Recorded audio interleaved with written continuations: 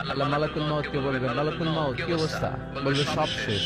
মাইয়াপ্পা, কে বাকি?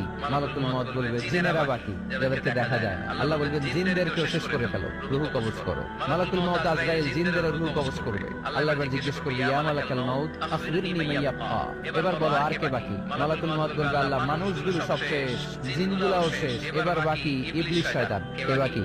ইবলিসকেও শেষ করো, ইবলিসও শেষ। আল্লাহ আবার জিজ্ঞেস করবেন, ইয়া মালাকুল মাউত মাইয়াপ্পা, আর কে বেঁচে আছে বলো? মালাকুল মাউত বলবে, আল্লাহ আপনার কথা অনুযায়ী পৃথিবীর সব মানুষের রূহ কবজ করলাম, সব জিনদের রূহ কবজ করলাম, ইবলিসের রূহ কবজ করলাম, এখন আছে শুধু ফেরেশতা। আছে কারা? যাও ফেরেশতাদের রূহ কবজ করো, ফেরেশতাদের রূহ কবজ হয়ে যাবে। এবার আল্লাহ জিজ্ঞেস করবেন, ইয়া মালাকুল মাউত আখবিরনি মাইয়াপ্পা।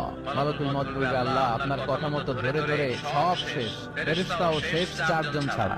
কয়জন ছাড়া? জোরে বলেন, কয়জন ছাড়া? ইসরাফিল, জিবরাইল, মিকাইল।